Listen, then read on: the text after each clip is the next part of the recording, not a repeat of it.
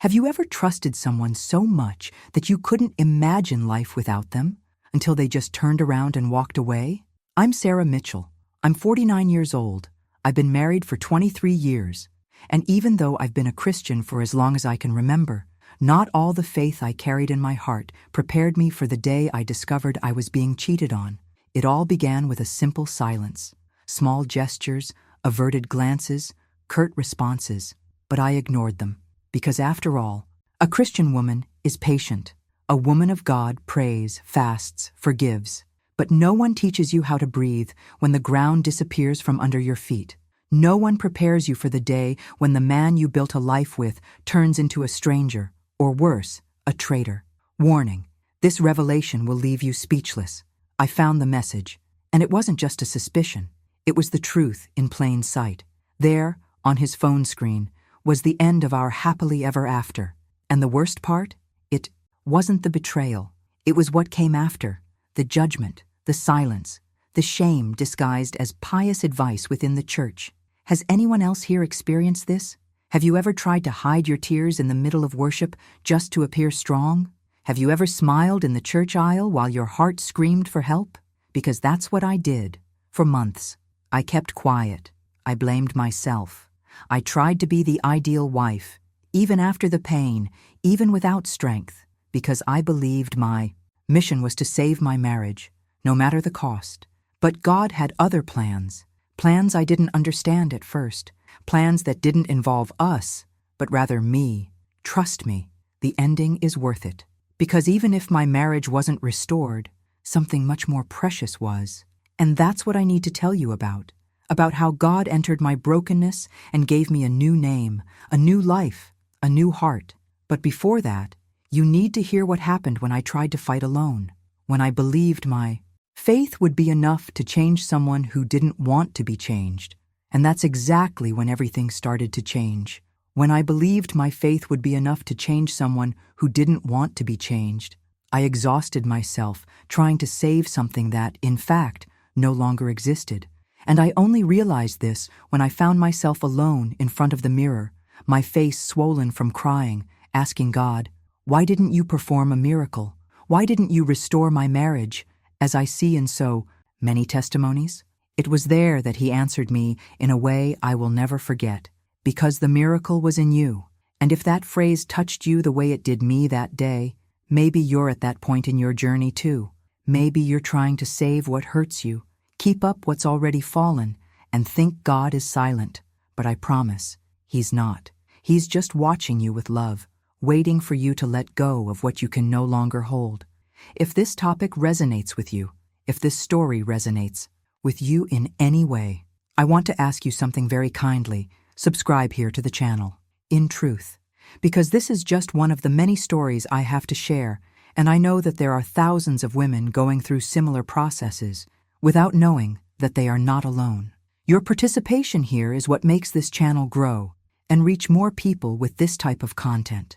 When you subscribe, comment, share, you become part of this invisible but real support network that we need so much. So stay with me, because the hardest part of my story is yet to come, and also the most transformative.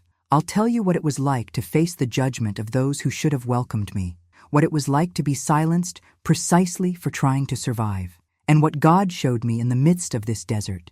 Take a deep breath, because what comes next will open wounds, yes, but it will also show that there is healing, truly. We met at a church youth camp. I was 24, full of dreams, and with that sparkle in my eyes, typical of someone who believes love is a gift from God. He appeared in my path as if he had already been sent with the right address. Educated, involved in ministries, he knew the Bible inside and out. And his smile? Well, his smile was the kind that confuses us. Too quick, too intense. But at the time, it all seemed like just another sign of confirmation. You know when you pray for something, and when it happens you think, that's it. God answered. That was exactly the feeling. The connection was almost immediate. Within a few weeks, we were praying together, serving together, dreaming of a future together. The conversations flowed. He said the right things and demonstrated a spiritual zeal that enchanted me. I felt safe, welcomed, chosen. He talked about building a Christian home, children raised in the ways of the Lord, missions, and all of that, in my eyes, was the perfect package. Our courtship was short, and everyone around us was supportive. After all, we were a blessed couple. That's how many described us. The wedding was beautiful, simple, yet full of presence, and I say this because we truly felt God was there. At the altar, when he held my hand and promised to love and honor me for the rest of his life, I believed with all my strength. In the early years, everything seemed to be going according to plan. We prayed before meals, attended church services together, studied the Bible, and led cell groups. From the outside, we were a role model. The other younger couples sought out for counseling. Internally, of course, we had our challenges, but nothing alarming. Some arguments, yes. Differences of opinion, yes. But I told myself it was just part of the adjustment process. What I didn't realize, or perhaps didn't want to realize, was that he was already beginning to show signs. Small, almost imperceptible signs, but which, looking back, I see clearly. The impatience disguised as fatigue, the compliments that dwindled, the increasingly curt responses, the emotional absence camouflaged by routine. But I justified it all, because I loved, because I believed, because I wanted to be that wise wife who builds the home, even when everything inside her begins to crack. At this stage of our journey, I still lived with the certainty that we were on the right path, that all we needed was to pray more, talk more, try harder. But a hidden truth was beginning to emerge, a seed of distance being planted in the silence. And I, blinded by hope, ignored the behind-the-scenes changes that were already underway. Let's explore the deeper side of this issue together, because it was precisely in the midst of this apparent perfect that the invisible began to scream. It's curious how the most profound changes, the ones that truly herald the beginning of the end, almost always arrive subtly. They don't scream, they whisper. And if you're too busy trying to appear strong, too busy trying to uphold a role expected of you, it's easy to ignore these whispers until they become muffled screams within your own chest. In my case, it all started with the distance in his eyes. That way, only those who love know. The gaze that once sought yours in every room now strayed without explanation. He no longer prayed with me like he used to. He said he was tired, that work was demanding. And yes, I understood. Everyone goes through difficult times, and I wanted to be understanding. But this phase wouldn't go away. Conversations became shallow. Dinners were silent. Touch was scarce. And absence, even with him physically present, became a new resident of our home. But I kept quiet. Because a Christian woman forgives, right? A Christian woman understands. Well, she takes a spiritual stance. And I was willing to do this, even if it cost me my own voice. Because deep down, something told me something was wrong, but the fear of confronting it was greater. Fear of causing trouble, fear of hearing a truth I wasn't ready to face. And most of all, fear of tarnishing my testimony.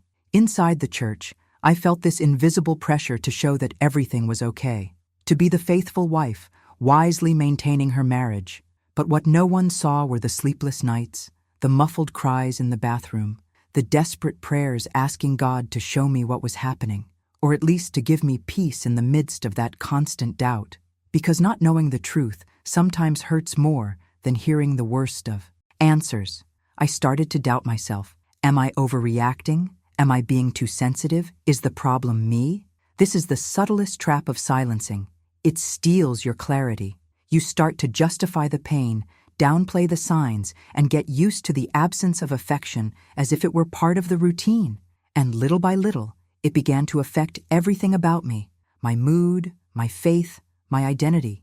I continued serving at church, smiling in services, counseling other women about marriage, and it all became an increasingly burdensome act to maintain. It was like living a script that no longer made sense, but which I had to follow because it was expected of me. The hardest part wasn't what he did or didn't do. It was what I stopped being to try to keep it going. I stopped talking. I stopped questioning. I stopped asking. I shrank. I reduced myself to a diminished version of myself, convinced that this was the price to pay to be a virtuous woman. And in that mindset, I lost myself. This was the phase. When my voice faded inside, and my smile became armor. No one suspected, and perhaps even he didn't realize how much I was withering inside. But I felt it. I felt it every day, and even without proof, even without scandal, something inside me said, "There's something wrong here." And it was in this confusion between intuition and denial, between love and exhaustion, that one day, by chance, or not, something unexpected showed me a truth that I was not prepared to see. It was an ordinary morning, one of those where everything seems too normal, too calm, as if routine were a blanket hiding the mess under the bed. He was in the shower, and his phone vibrated on top of the dresser. Nothing out of the ordinary, until it vibrated again and again. It caught my attention, but not out of suspicion. It was more of a strange unease, that feeling you get in your stomach before something happens. I picked up the device without any specific intention. I didn't even need a password. Years of trust, or perhaps naivete, had made everything accessible. And there, right on the recent conversation screen, was a name I'd never seen before, a heart emoji next to it. A simple heart. My hand began to sweat. My chest tightened. Still, I opened it, as if part of me already knew, but the other was screaming, "Don't look, don't go, close it now." But it was too late. In a few seconds, the truth came out, raw, explicit. Phrases you wouldn't say to a friend, words that have no place in a marriage, photos, promises, laughter, intimacy. I couldn't breathe, literally. My body froze. My legs went weak, the floor spun, and a deafening inner silence took over. It was as if I'd left my body and was watching that scene as a spectator of my own downfall. A cruel detail. While I read, the sound of the shower continued in the background. He was softly singing a song of praise, as if nothing were happening, as if nothing was wrong with the woman who slept with him every night. The impact was so profound that I lost track of time. I read and reread, trying to fit that reality into the story I believed we were living. And it didn't fit. It was a complete rupture in the narrative I'd constructed for years. The hidden truth my heart had tried to ignore for so long was now wide open, and there was no unseeing it. I remember looking in the bedroom mirror at that moment. My reflection stared back at me with a mixture of anger, pain, and a silent question that echoed like thunder inside me. Why, as someone who promised to love me before God, who prayed with me, who preached about faithfulness, how could he? It felt like being at the epicenter of an emotional earthquake. Everything inside me trembled. My trust, my faith, my sense of worth, my sense of justice. What had once been a simple, silent distrust now had a name, evidence, and wounds. And what to do with it? Confront? Scream? Run? I didn't know. I couldn't even form sentences. The betrayal had ripped through me so brutally it felt physical. But what destroyed me wasn't just the betrayal itself. It was the fact that, even with everything before my eyes, a part of me still tried to justify it. It still wanted to believe that maybe I'd misinterpreted it, that maybe there was some explanation. And this is one of the cruelest distortions pain causes. It changes our perception of truth. I sat on the edge of the bed, clutching my phone, powerless to do anything. The shower stopped. The bathroom door opened. He came out wiping his face, smiling as if the world were intact. And there I was, shattered. It was in that instant that our eyes met. And in that look, without a word being spoken, I knew. He understood that I knew. And that's when everything stopped. The line between before and after became clear. And inside me, something died, and another began to be born, albeit silently. Because in that moment, amidst the chaos, I knew my journey of transformation had begun. Still confused, still directionless, but definitely with no turning back. He stood in front of me with the towel draped over his shoulders and a strange smile on his face. It lasted only seconds, but it was long enough for me to realize he'd seen the phone in my hand, and more than that he knew exactly what I'd just read. It was one of those moments when your body freezes, but inside everything pulses with fury, confusion, and an almost childish fear that this wasn't real. But it was. It was too real. I didn't scream. I didn't cry. I didn't make a fuss. I just showed him the message screen, saying nothing. My hand was shaking so badly I could barely hold the phone steady, but my eyes were fixed on his, waiting for, I'm not sure exactly what, maybe a confession, maybe a plea for forgiveness, or who knows, just a modicum of truth after so much delusion. But he looked at me, was silent for a few seconds, and then said in the coldest voice I've ever heard, "It's not what it seems." That phrase, so common in movies and soap operas, suddenly became part of my reality. And I swear, at that moment, I wanted to laugh. Because what do you mean it's not what it seems? I had read it. I had seen it. I had felt every word like a knife, and he still had the nerve to deny it. What followed was a string of quick apologies, empty justifications, and a desperate attempt to turn the emotional tide. She fell in love, but I never encouraged it. It was just talk. You know I love you. That doesn't mean anything. As he spoke, I felt increasingly distant, as if my soul had taken 2 steps back and was simply observing everything from the outside. It was strange, but at the same time, enlightening.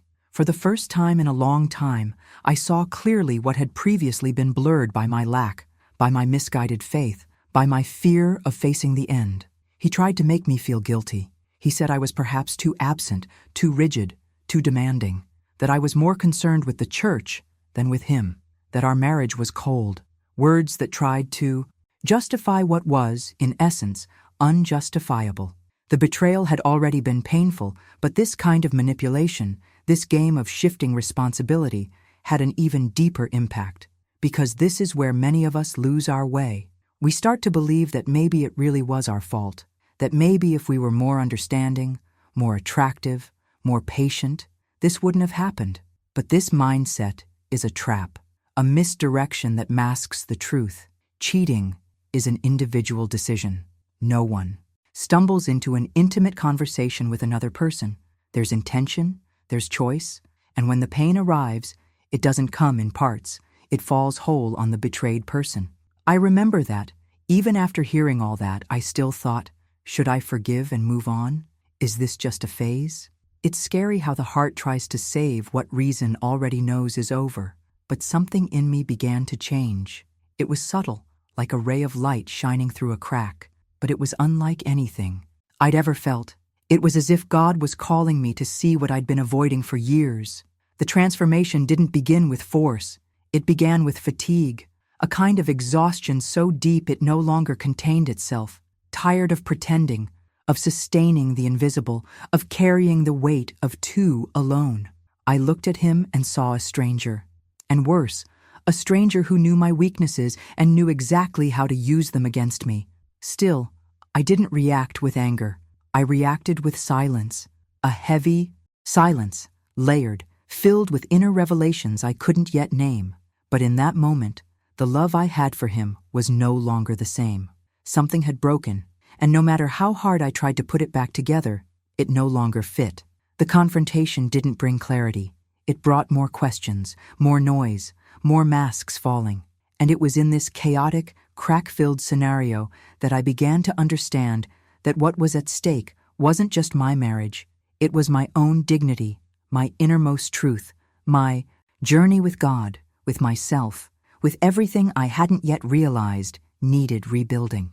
After the confrontation, what hurt me most wasn't the betrayal. It was the way the pain was handled. The way, when I finally found the courage to speak out and seek help, the words I received in return pushed me even deeper. I didn't want to expose anyone. I didn't go to the front of the church to share details. I didn't make a fuss. I quietly sought out leaders I respected, people who had seen me grow in faith, with whom I had cried in prayer and served side by side for years. I thought I would find acceptance there, but what I found was judgment disguised as spiritual guidance. One of the first phrases I heard was, "Every marriage goes through struggles. Your mission now is to pray more and be submissive." I remember those words as if they had been branded into my mind.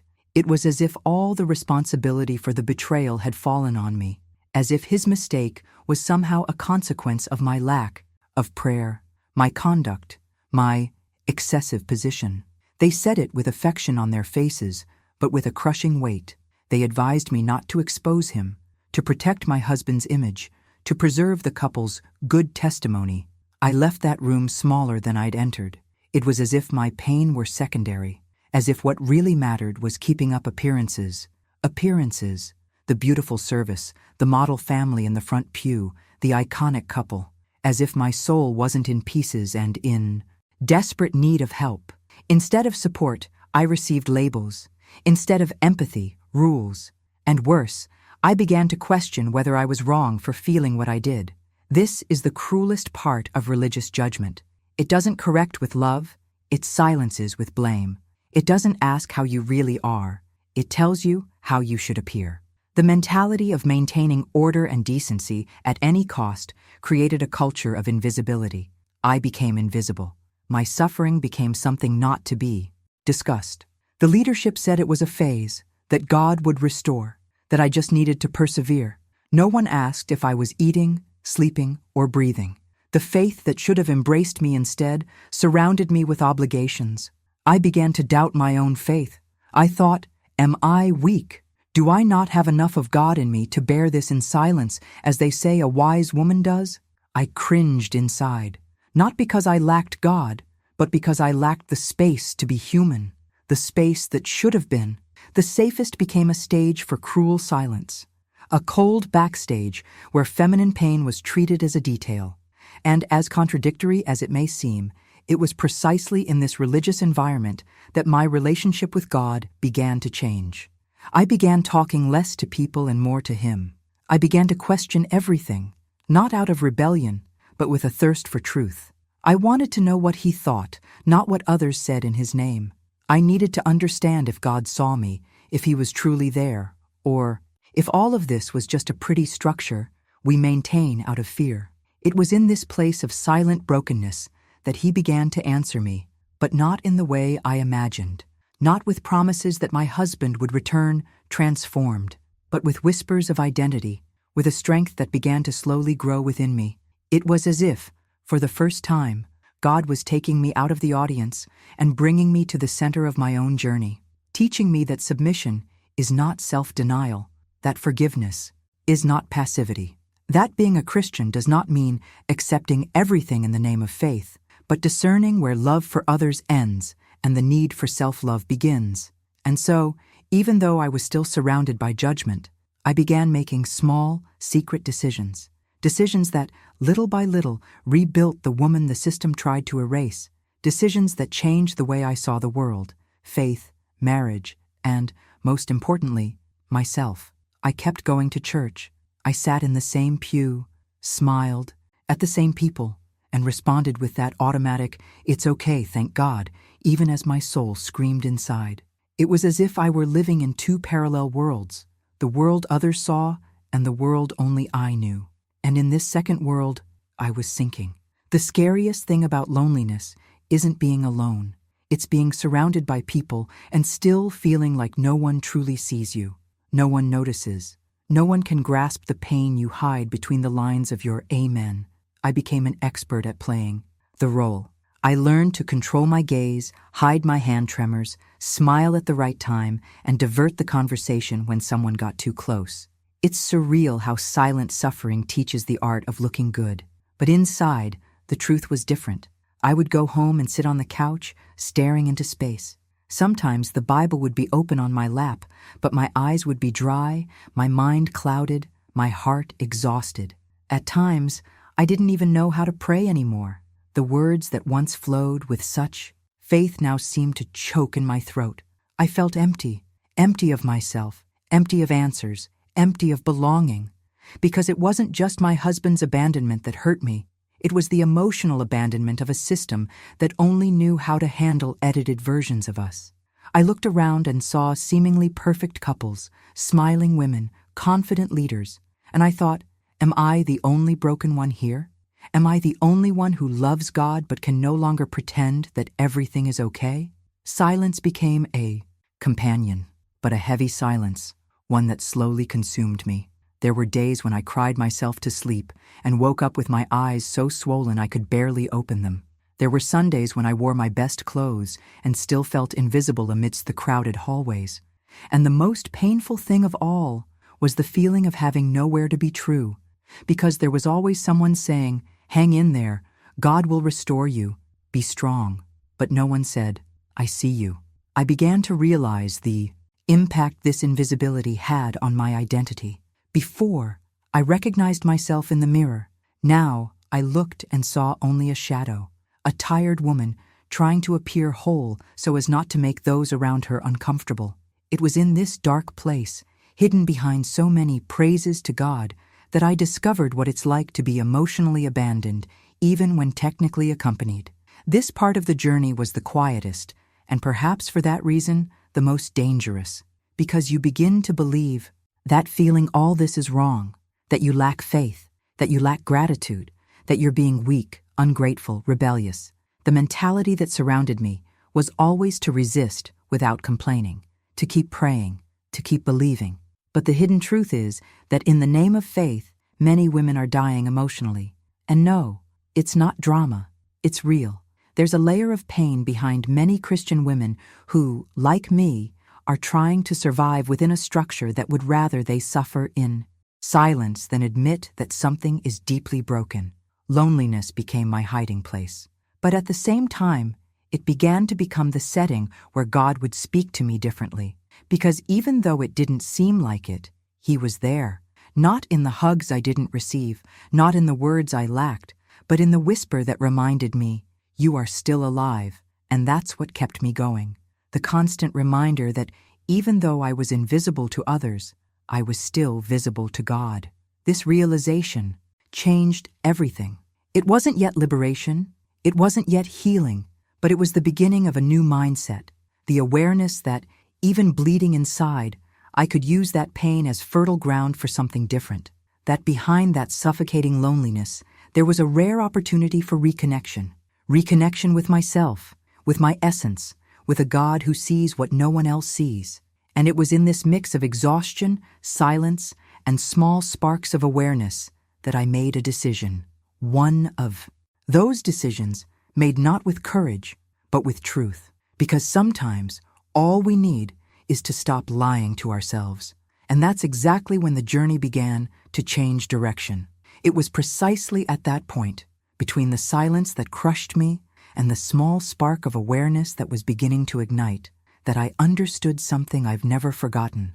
Unshared pain becomes a prison. And I'd been trapped for too long, trapped in other people's expectations, in distorted religious patterns, in an image that was no longer mine. I needed to breathe outside the bubble, outside the mask. I needed to say, even if only softly, "This is hurting me, and I don't want to pretend it isn't anymore." If this topic resonates with you, if any part of this story resonates within you, like this video now, it's not just a button, it's a way to show that this conversation needs to continue, that more people are waking up, feeling, and freeing themselves. Your participation here is what makes this channel grow and reach more people with this kind of content.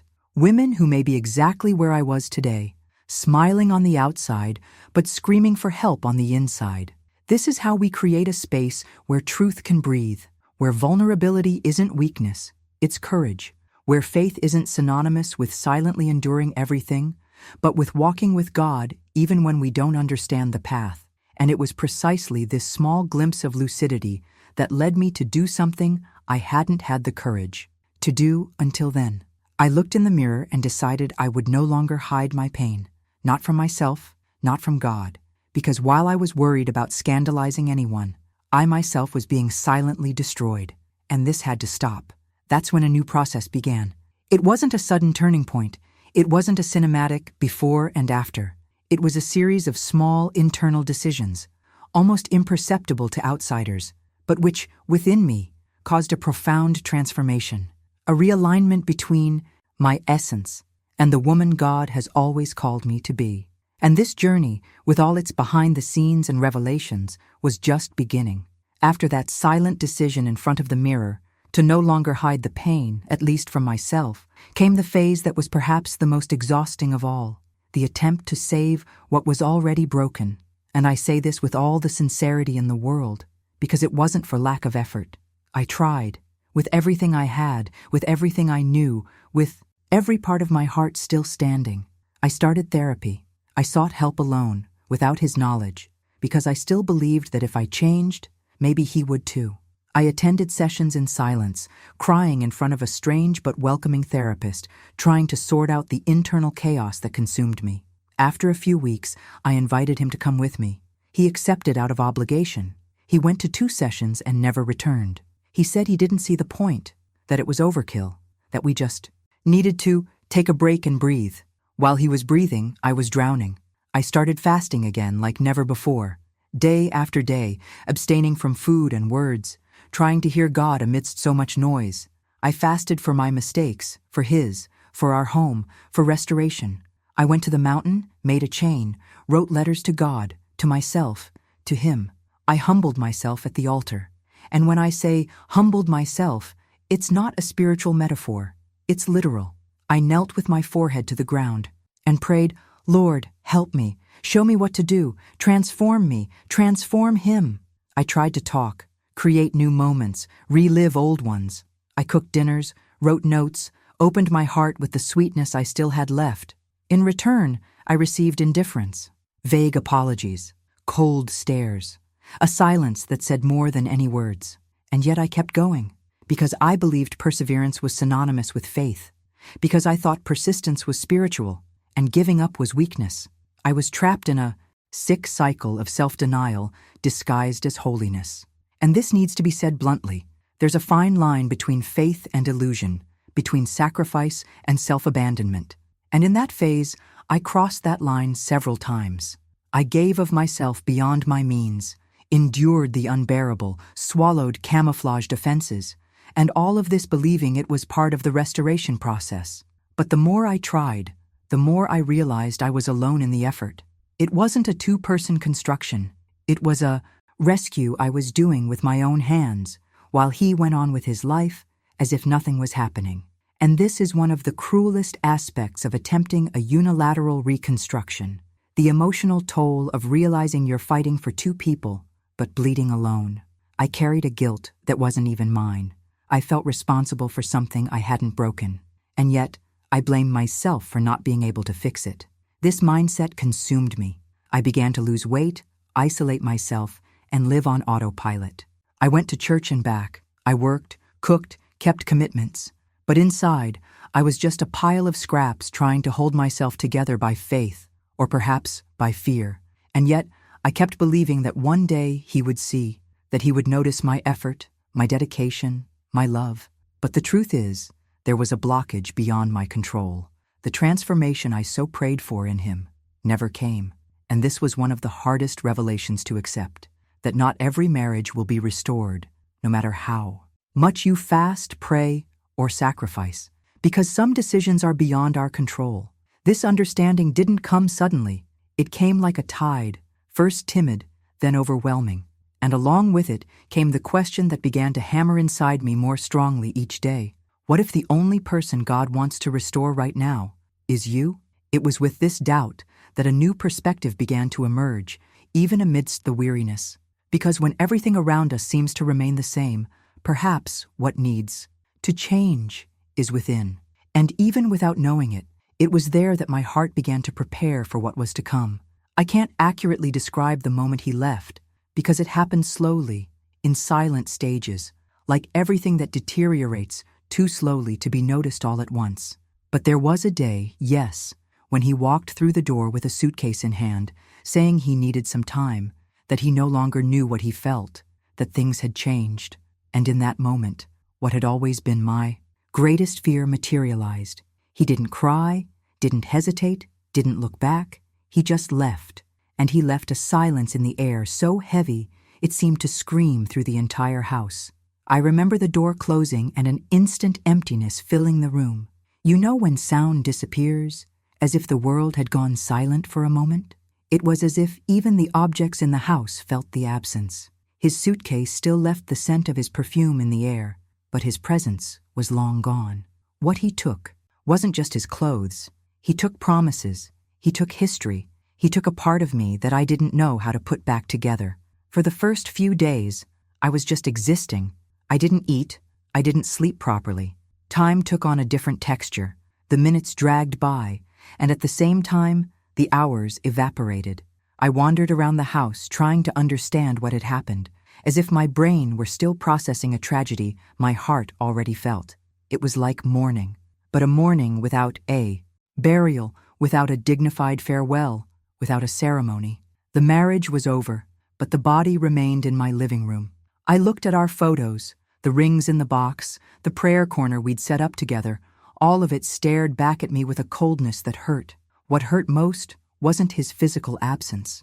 It was the absence of everything he represented, the future I'd imagined, the prayers we'd said side by side, the plans, the conversations where we'd dreamed of growing old together. The separation wasn't just the end of a relationship. It was the end of an emotional structure that had sustained me. He took away the very structure where I'd placed my affection, my dedication, my identity as a wife. And for a time, that made me feel like I no longer knew who I was. The feeling was one of failure, not just as a woman, but as a Christian. Because there's an invisible weight many of us carry, this idea that maintaining a marriage is a sacred mission, and that if it ends, somehow, it's our fault. Even knowing I did everything I could, even remembering the attempts, the effort, the dedication, still, there was a voice inside me telling me, you failed. And this is one of the cruelest lies that abandonment leaves behind, the false responsibility for a choice that was not yours. The following days were filled with a mixture of shock and shame. I felt exposed, watched, as if everyone around me was waiting to see how I would handle it. And even though most said nothing, people's silence weighed as heavily as harsh words. The absence of questions, of genuine acceptance, of available shoulders. It was as if no one knew exactly what to do with me, and so it was easier to pretend nothing had happened. It was in this place, between imposed solitude and the need to survive, that my mind began to undergo a transformation. Not the pretty social media transformation, with flowers and phrases of overcoming. It was a kind of painful reconstruction, born from the ruins. Realignment between everything I believed and everything I lived. I began to realize that, although the marriage was over, I was still alive. Wounded, shattered, yes, but alive. And this realization, as simple as it may seem, was the beginning of an internal shift. The fear was still there. The fear of starting over, of being judged, of being forgotten, of no longer being someone's wife. But for the first time in a long time, I began to consider that perhaps starting over wasn't the end. Maybe it was just another way of moving forward. And it was at that precise point, between mourning and awakening, that a new question arose within me. A question that would change everything from then on. The question that arose within me at that moment was simple, but carried a weight that I had never dared to face so clearly. If he doesn't come back, who am I? This doubt hit me like a stone in the chest, because until then, my entire identity seemed to be connected to what I represented to him, to the church, to others, wife, woman of faith, the one who stood firm. But now, alone, without the role that defined me for so many years, I could no longer see myself. And so it was that I began to descend, without realizing it, down a dark, silent, and dangerous path. Rock bottom didn't arrive suddenly. It formed with the accumulation of exhaustion, loneliness, and unspoken frustration. It arrived quietly, like a shadow slowly spreading until it covered everything. It began with an unwillingness to get out of bed. Then came indifference to the simplest daily tasks. Cooking became an effort. Getting ready seemed futile. The mirror no longer recognized me. I felt irrelevant, as if my existence no longer had any impact. An invisible woman, displaced amidst the rubble of the life she'd built. There were no more dreams, no more plans. The only thing I knew how to do was remember, recall the good times, relive the mistakes, replay the conversations, trying to pinpoint where, exactly, it all began to slip through my fingers. I relived the pain like picking at a wound with my finger, every day. It was involuntary, automatic.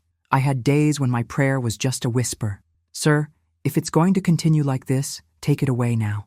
Yes, I thought about disappearing, not literally dying, but vanishing from the map, no longer needing to explain myself, no longer facing anyone, no longer justifying anything. I wanted to be swallowed up by a strange city, change my name, cut ties with everything that reminded me of pain. It was an emotional escape, the reflection of someone who no longer saw a purpose in existing within that version of herself that was left. I remember exactly one early morning when I sat on the bathroom floor with the light off and my back pressed against the cold wall. I cried for hours. I cried in a way that felt like my body was trying to expel the pain from my throat. It was as if every part of me was saying, I can't take it anymore. And in that exact moment, amidst sobs and unanswered questions, I realized something very subtle, yet profound. God was there. Silent, yes, but present. He didn't stop the crying. He didn't say anything audible, but there was an almost physical awareness that I wasn't alone. As if, even at the bottom of the pit, someone had reached down with me and simply held my hand. It was in this place, dark, broken, desperate, that something new began to stir within me.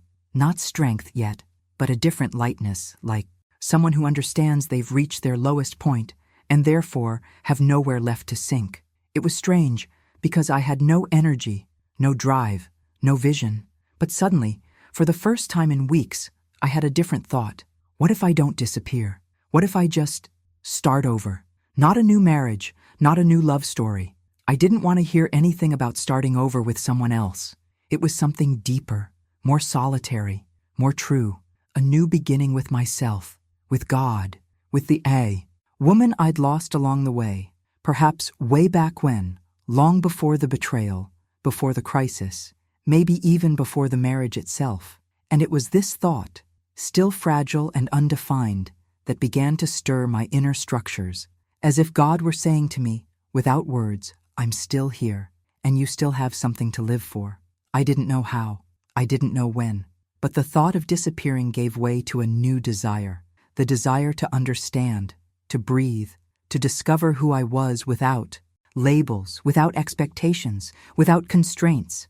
That was the spark that ignited the first step back. Still in the dark, still afraid, but in a different way, like someone holding onto the thread of their own story and deciding, even without strength, to continue the journey.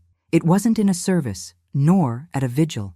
It wasn't in a moving song, nor in a highlighted verse.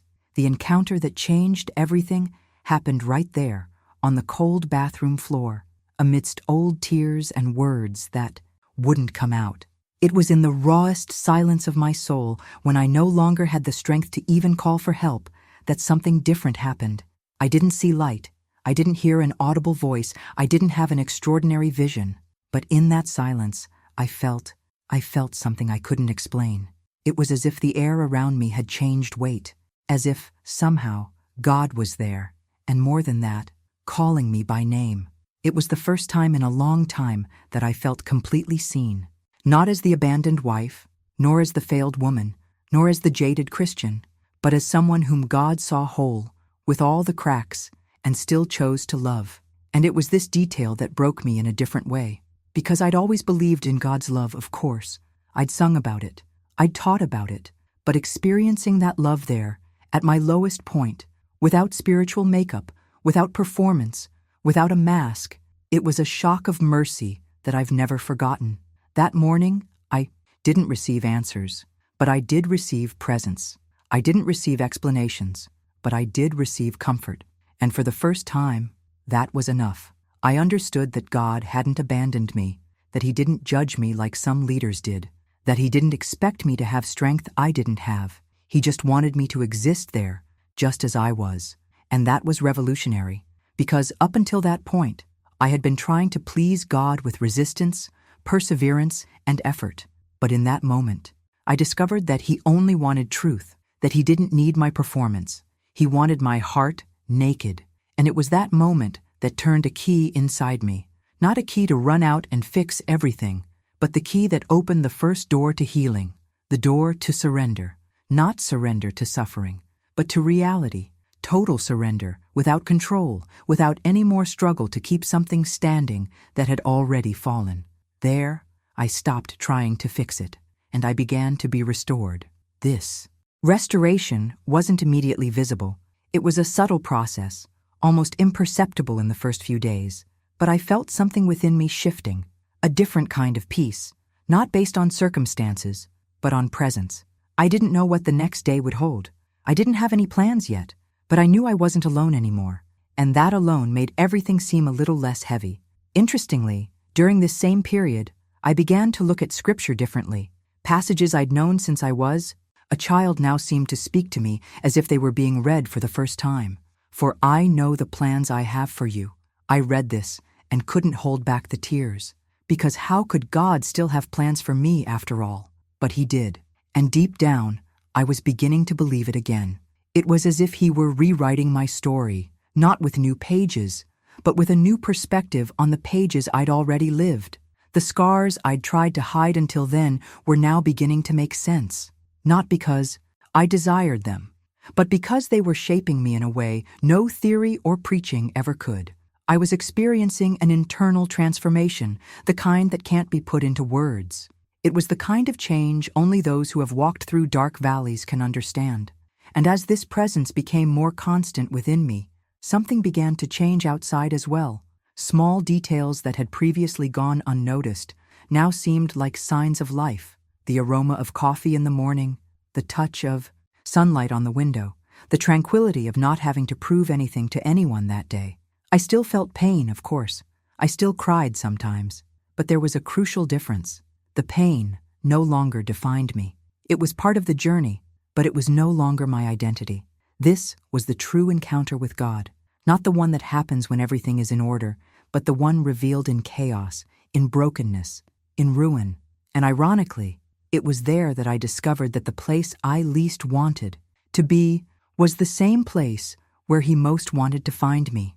And so, with eyes still streaked with tears, I began to see a new path. A path I hadn't imagined, but which, little by little, was leading me back to myself. Little by little, I began to understand that God wasn't interested in restoring just what I wanted back. He was restoring what I didn't even know I'd lost. I, who had prayed so much for my husband's return, who had pleaded so much for reconciliation, began to realize that there was a work happening within me that was infinitely deeper than the restoration of any relationship. It wasn't about saving a marriage, it was about saving myself. And this isn't easy to recognize, because we grow up hearing that restoration means seeing everything return to the way it was before, fixing what's broken, stitching together the pieces, trying again. But what I experienced was different.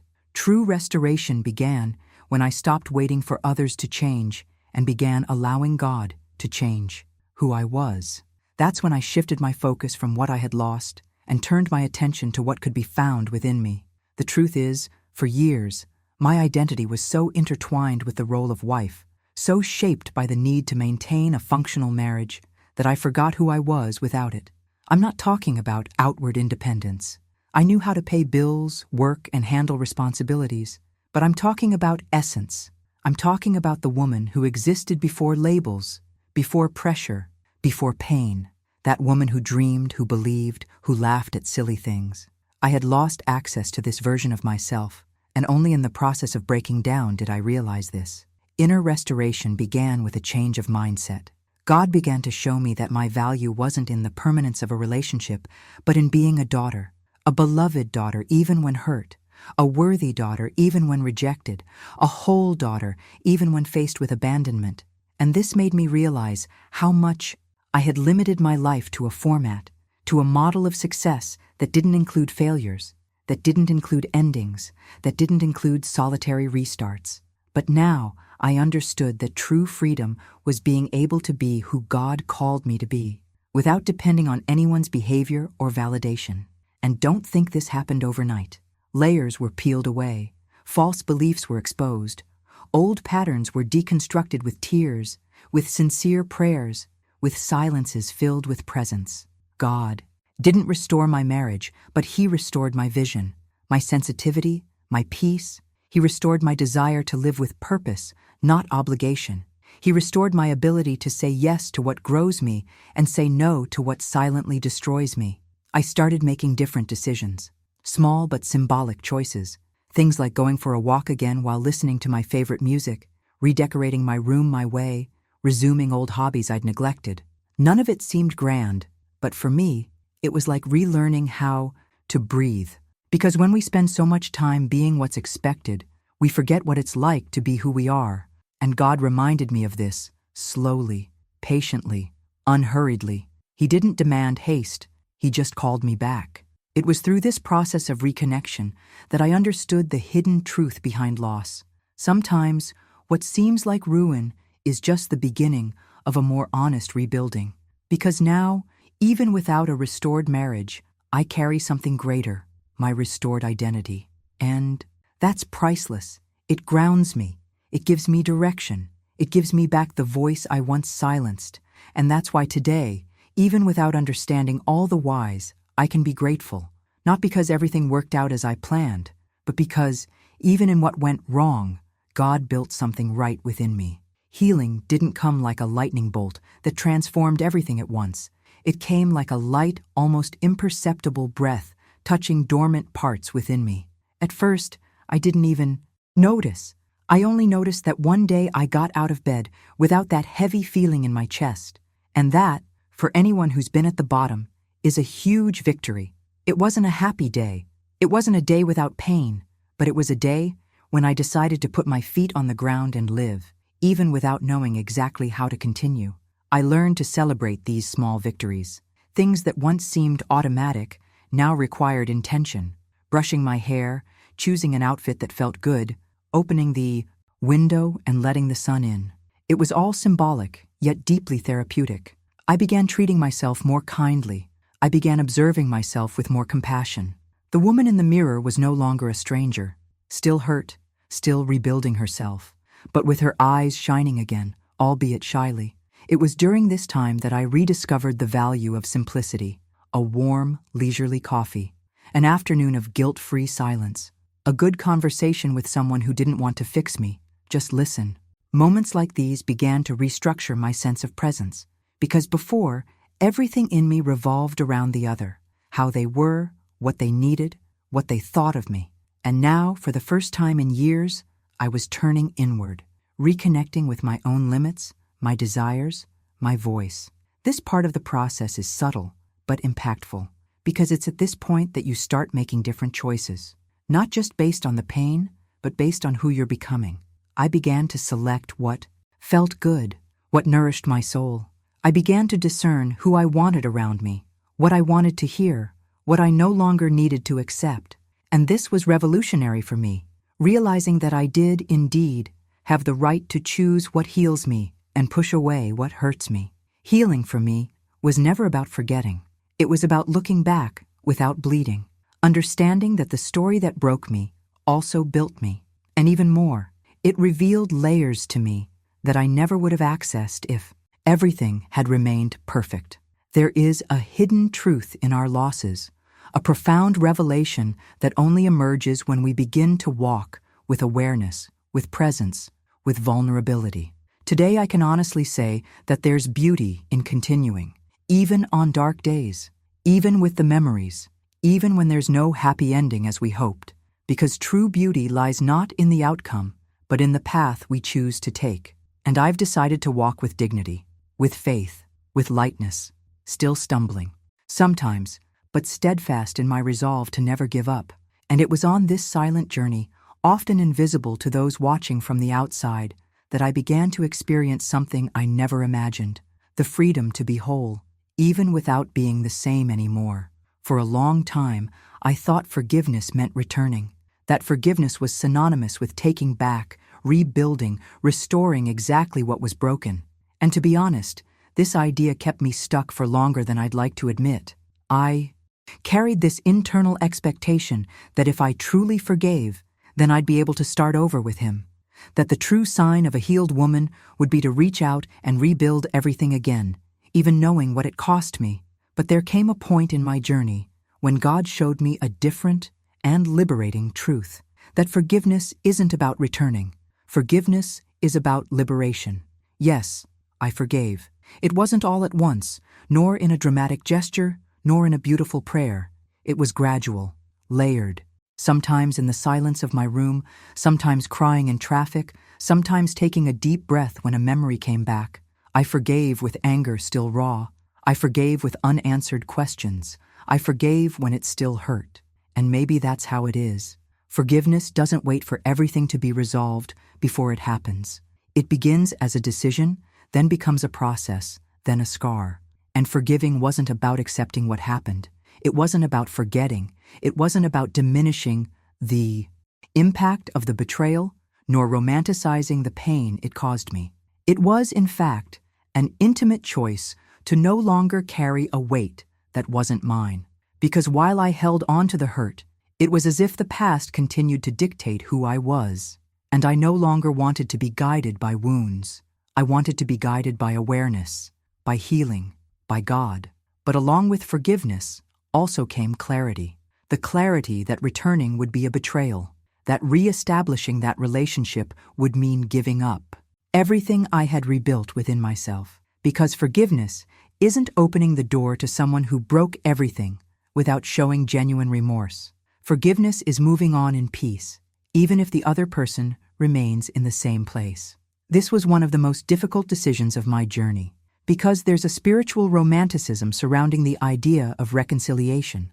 We hear so many testimonies about restored marriages, so many stories of reconciliation that end in happy endings, that it almost seems like if you don't reconcile, it's because you haven't truly forgiven. But this is an incomplete and even unfair view, because loving is also knowing how to let go. Loving is also protecting your own emotional integrity. Loving is also closing cycles with respect, even when the other person doesn't understand. The love that moved me in that moment wasn't love for him. It was love for myself, for what God was rebuilding within me, for the new version of the woman who emerged from the pain with more truth, more discernment, more courage. I chose not to return because I knew that to return would be to silence everything God had already awakened in me. And don't think it was a tearless choice. It was, but they were different tears, no longer of despair, but of decision. Tears that cleanse, that seal, that open space. I understood that forgiveness doesn't require coexistence, doesn't require contact, doesn't require a stage. Sometimes forgiveness is silent and private, but it has a profound impact, like a key that unlocks the door to an old emotional prison. And it was there, at that turning point, that I could say with conviction, yes, I forgave, but I didn't go back. And that, too, is love. Love for myself, for my story, for the healing process God began. Love for the woman who finally chose not to abandon herself anymore. For a long time, I truly believed that the proof of God's action was seeing a marriage restored, that the testimony would only be complete if there was reconciliation, a happy ending, a photo together in the front pew of the church. This was the image I held as my spiritual goal. But when everything fell apart and the return didn't happen, I had to reevaluate what I called my faith. It was hard because it shook everything I'd ever heard, everything I'd been taught. But in the midst of this process, in the midst of grief, pain, and loneliness, I experienced something that completely transformed my mindset. I discovered that God didn't abandon me because my marriage ended. On the contrary, He grew even closer when everything else faded away. And that's when I understood that the greatest blessing isn't always getting back what we lost. Sometimes the true miracle is when God restores us from within and shows us that His presence never depended on circumstances being the way we wanted.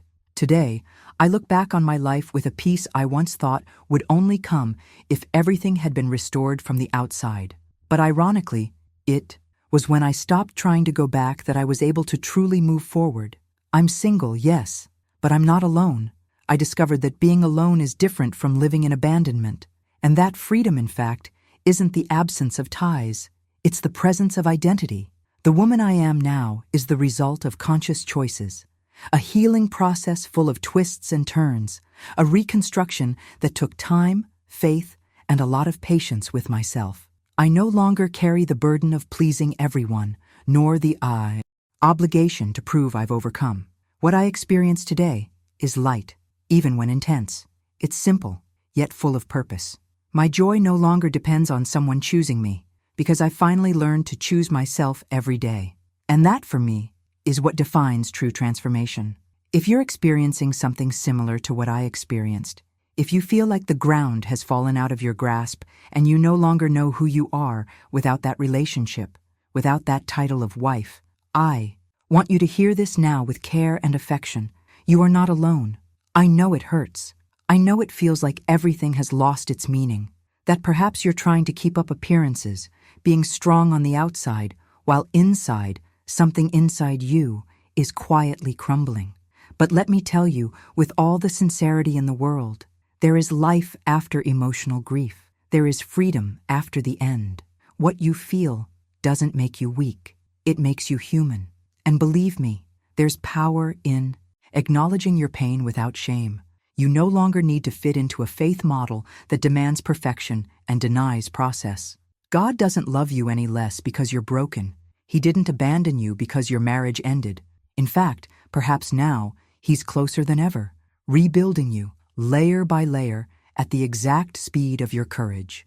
One of the greatest revelations I had during this journey was understanding that sometimes God doesn't restore what we so desperately ask for, because He's restoring something much more valuable, who we are. This breaks an expectation many people silently harbor, the idea that if we pray enough, fast enough, believe enough, God will bring everything back exactly as it was. But that's not always the case, and not because He's indifferent to our pain, but because He sees further. He sees what we can't yet see. What no one tells you is that true restoration doesn't always come in the form we expect. It doesn't arrive packaged with the happily ever after we've been taught. Often, it comes in the form of self-awareness, the rebuilding of dignity, clarity about your worth, even without anyone by your side. And that changes everything. Because when you understand that the process is about your transformation, not your control, you can finally breathe and allow yourself to live again. If this story touched something deep inside you, if at any point you felt like I was describing a part of your life or saying something you've never had the courage to put into words, then this conversation can't end here. Because when we share pain, it lessens, and when we share hope, it multiplies. So write here in the comments, what touched you most? What part made your eyes well up or your heart breathe a sigh of relief? Your participation here is not only welcome, it's necessary. That's what makes this space grow, becoming a living network of women who are no longer afraid to share what they've experienced, and especially to experience what's yet to come. And if you know someone who needs to hear this, someone who may be experiencing this same pain in silence, send them this video. Sometimes, a single word at the right moment can change the course of an entire journey. And if you felt this content was valuable, if it resonated with you, subscribe to the channel here. This helps immensely to keep this message alive and reach other women who are waiting for exactly this kind of conversation. Because at the end of the day, that's what we are here.